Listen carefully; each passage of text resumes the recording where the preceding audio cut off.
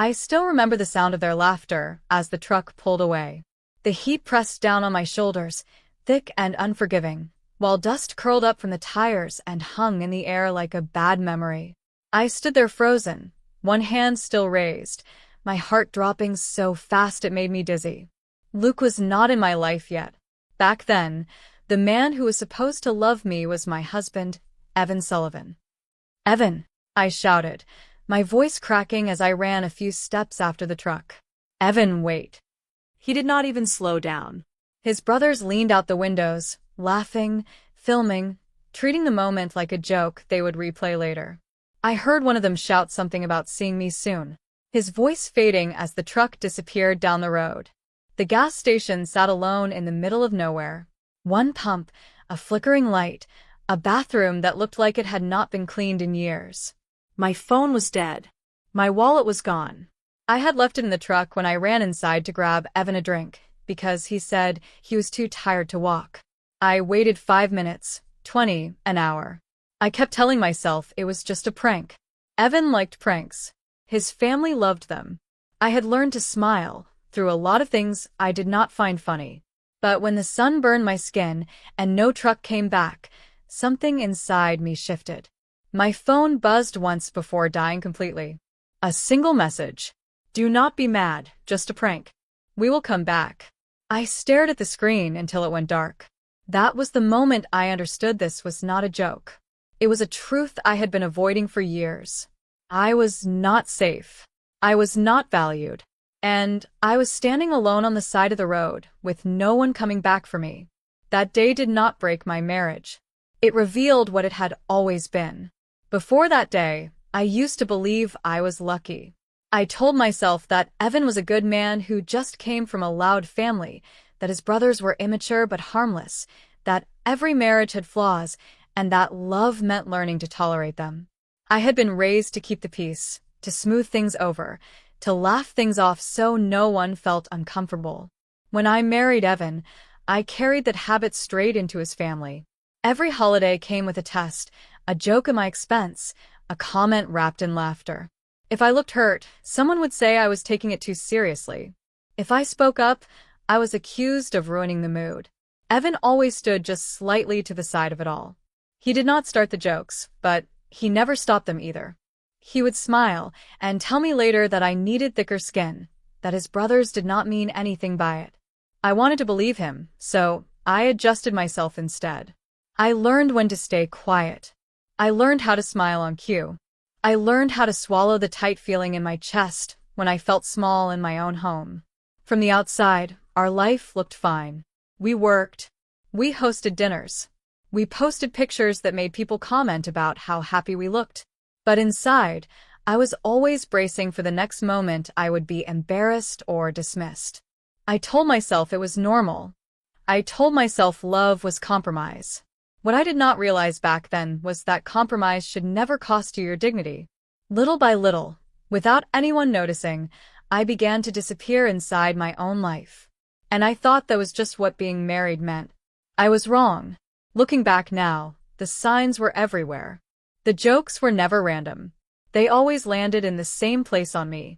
My reactions, my boundaries, my discomfort. If something went wrong, it became a story to laugh about later. If I asked for respect, it turned into proof that I could not take a joke. Evan watched it happen and did nothing. When I tried to explain how it made me feel, he brushed it off. He said I was reading too much into things, that his brothers were just being themselves, that I needed to relax. So, I did what many women do. I started questioning myself instead. Maybe I was too sensitive. Maybe I expected too much. Maybe if I tried harder, things would feel easier. But the truth was simpler and harder to accept. I was married to a man who benefited from my silence. As long as I stayed quiet, nothing had to change. That was when I started saving money. Not because I planned to leave. I was not brave enough for that yet. But because something deep inside me understood that I might need a way out one day. $10 here, $20 there, cash back at the grocery store, a small account under my own name. I did it quietly, almost without thinking, like an instinct I did not want to admit to myself. Evan never noticed. He trusted me with the finances and never asked questions. It never crossed his mind that I might be preparing for a future without him. I told myself it was just being responsible, just being smart. But deep down, I knew I was not saving money. I was saving myself. And the longer I stayed, the more that quiet voice inside me grew stronger, reminding me that love should never feel like survival. The gas station was not special. That is what made it unforgettable. One pump stood crooked near the road. A small convenience store buzzed with a tired fluorescent light. Beyond that, there was nothing. No houses, no hotels, just empty roads stretching in both directions. I paced the cracked pavement, checking my phone again and again. Even though I already knew it was dead, I kept telling myself the truck would turn around, that Evan would laugh, apologize, and say it went too far. Minutes passed, then more. The heat soaked through my clothes. My mouth felt dry. Every time a car passed, my heart jumped, then dropped when it did not slow down. A clerk inside the store watched me through the window. When I finally went in and asked if I could use a phone, he shrugged. He said they would probably come back. His voice carried no concern, only boredom. I went back outside and sat on the curb, my back against the building. I tried to breathe normally. I tried not to cry. Crying felt pointless. Then my phone vibrated one last time. A single message appeared on the screen. Do not be mad. Just a prank. We will come back. I stared at it until the screen went black. In that moment, something inside me went quiet. Not calm, empty.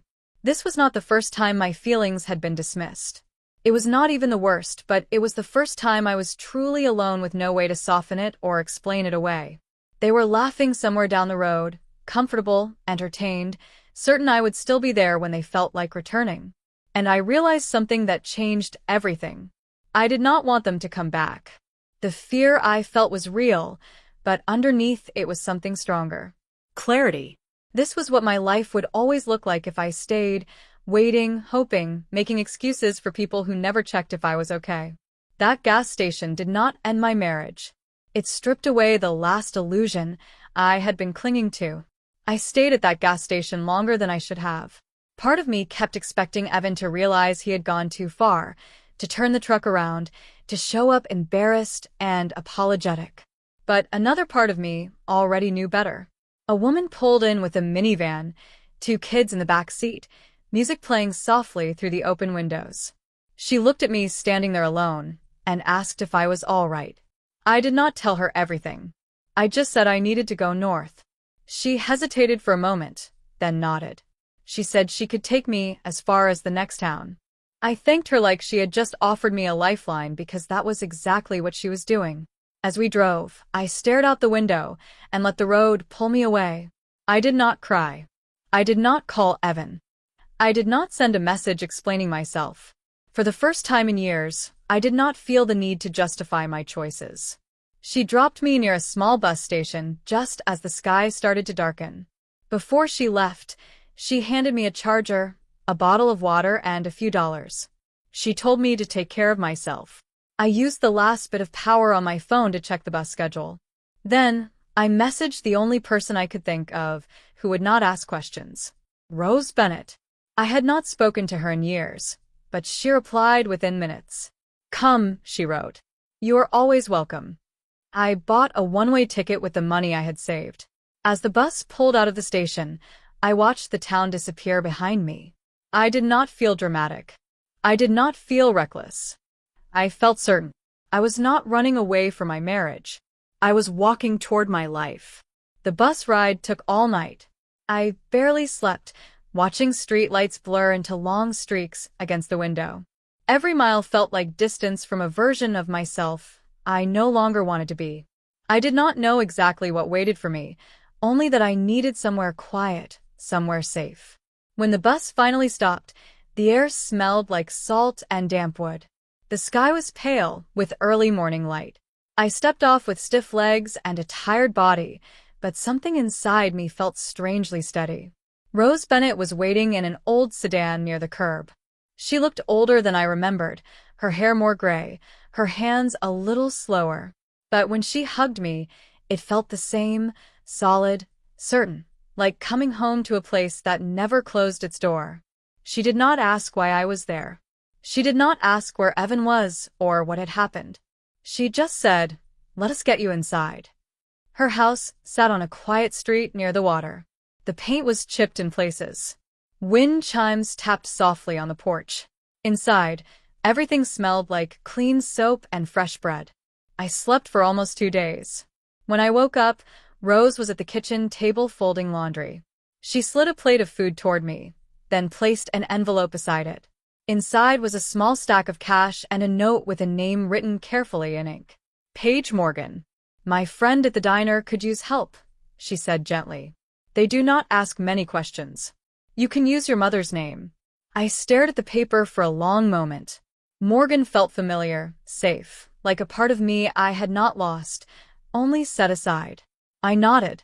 That was the day I stopped being someone's wife and became myself again. I started working at the diner that same week. It was a small place near the water with worn boots, faded menace, and the smell of coffee that never quite left the air. The work was simple: pouring refills, wiping counters, remembering regular orders. It grounded me in a way I had not felt in years. That was where I met Luke Morrison. It was a slow afternoon when the bell above the door rang and a man stumbled inside. At first, I thought he was just another tired traveler. Then I saw the blood soaking through his shirt. He collapsed near the counter before he could say much more than help. Everything inside me went still, then sharp. I grabbed towels and pressed them against his side while my boss called for an ambulance. Luke's breathing was shallow, his face pale, but his eyes stayed locked on mine like he was holding on through me. I told him to stay awake. I told him he was going to be fine, even though I did not know if that was true. When the paramedics arrived, they worked fast. As they lifted him onto the stretcher, Luke reached out and caught my wrist. "Thank you," he said quietly. That was it. No drama. No promises. I did not expect to see him again, but a few days later, he came back, bruised, limping alive. He ordered coffee and sat by the window. When I brought it over, he looked up at me and asked my name. "Paige," I said. He nodded like he was filing it away somewhere important. Luke did not talk much. He never asked personal questions. He never stared too long or tried to fill the silence. He just listened. And for the first time in a long time, I felt something unfamiliar but comforting. I felt seen, not watched, not tested, just seen. By the time autumn arrived, Luke had become part of my routine. He came into the diner every few days and always sat in the same booth near the window. Sometimes he read the paper. Sometimes he just stared out at the water. We talked in small pieces, never pushing, never digging where the other was not ready. It felt easy. That was what surprised me most. Then one evening, something shifted. I came home and found the front door slightly open. My heart thudded so hard I could hear it in my ears. Rose was out for the evening. The house was quiet, too quiet. I stepped inside slowly, checking each room. Nothing was broken. Nothing was missing, but one kitchen drawer stood open. The one where Rose kept her spare cash. I could not explain it, but I knew someone had been there. I called Luke. He arrived within minutes. He checked the locks, walked the perimeter, scanned the street. He moved calmly, deliberately, like someone who noticed details others missed. "This is not random," he said under his breath. The words settled heavy in my chest. After that, Luke stayed closer. He replaced the locks. He installed a small camera near the porch. He never made it feel dramatic. He never tried to scare me. He just made sure I felt protected. That night, Rose folded laundry at the table and looked at me carefully. "Sometimes," she said, "people do not chase you because they miss you. They chase you because they lost control." I did not answer, but somewhere far away, I felt the past shifting. And for the first time, I realized it might be looking for me. It had been almost 5 years since I heard his voice. So when I opened the door and saw Evan standing on the porch, my body reacted before my mind could catch up. My hands went cold. My breath stalled in my chest. For a moment, I thought I was imagining him. He looked thinner, older. The careless confidence he used to wear so easily was gone. His shoulders were tense. His hands raised slightly, as if approaching a skittish animal. "Paige," he said quietly. "Please, can we talk?" I did not answer. I did not answer. Before I could move, Luke stepped up beside me. Not in front of me. Beside me, calm, grounded. "Who are you?" Luke asked, his voice steady. Evan blinked, clearly unprepared for that question. "I am her husband." The word landed heavy, but it no longer fit. "I am not your wife," I said. My voice even. Evan's eyes moved between us, searching for something he no longer had. "I just need 5 minutes," he pleaded. Please. I stepped outside and closed the door behind me. The air smelled like damp leaves and ocean wind. Evan stared down at the porch boards for a long moment before speaking. "I have been looking for you," he said. "Ever since the video." "What video?" I asked. He swallowed. "My brothers, they talked about the gas station on their podcast.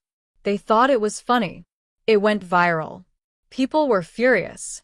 That is when I realized how bad it was." I studied his face. "You realized it when strangers were angry, not when I was."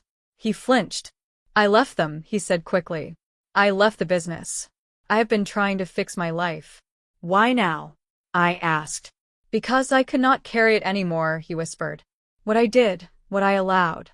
I looked at him and felt nothing but distance. "You did not lose me because of a prank," I said. "You lost me because you never saw me. Not once." The door opened behind us. Luke stepped out, quiet and solid. Evan's gaze flicked to him. "Who is he?" Evan asked. "My fiancé," I replied without hesitation. Evan nodded slowly, the truth finally settling in. "I guess I deserved that," he said. "You did," I answered. Then he turned and walked away, disappearing down the quiet street. And for the first time, I did not feel left behind. The courthouse hallway smelled like old paper and polished wood. I stood there holding Luke's hand, feeling calmer than I ever expected to feel in a place like that. Reporters whispered near the far wall. Cameras waited, hungry for reactions. I gave them none. Inside the courtroom, Evan's brothers sat at the defense table. They looked smaller than I remembered. Not weaker, just exposed. Their laughter had finally reached a place it could not protect them. This time, their prank had gone too far. A young woman collapsed after one of their stunts. Panic, humiliation, a medical emergency, no one could laugh off. When I was called to testify, walked to the stand without shaking. I did not exaggerate. I did not raise my voice. I simply told the truth. I described a gas station, the waiting, the fear that settled in after the joke stopped being funny. I explained what people never see in viral clips. The sleepless nights, the loss of trust, the quiet decision to disappear because staying meant breaking slowly. The room was silent when I finished. I was not there to punish anyone. I was there to name what happened, to say it out loud so it could not be dismissed again. When I stepped down, I did not look at Evan. I did not need to. I had already said everything that mattered. Outside, the sun felt warm on my face. Luke slipped his hand into mine like it had always belonged there. We walked past the reporters without stopping. Their questions faded behind us, unimportant. At the top of the courthouse steps, I paused and looked back once. Evan stood alone near the doors, quiet, still watching me walk away. 5 years earlier, I had stood on the side of a road, dust on my shoes, waiting for someone who never came back. This time, I was the one moving forward. I did not leave because of a prank. I left because I finally understood my worth. I learned that love does not make you feel small. It does not ask you to endure cruelty for the sake of peace. Luke did not find me whole. He found me healing. And he never tried to change me. He simply stood beside me while I became myself again. If this story resonates with you, know this. Walking away does not mean you failed. Sometimes it means you survived. If you found strength in Paige's journey, take a moment to like this video, share it with someone who needs to hear it, and tell us in the comments where you are watching from. You are not alone, and it is never too late to choose.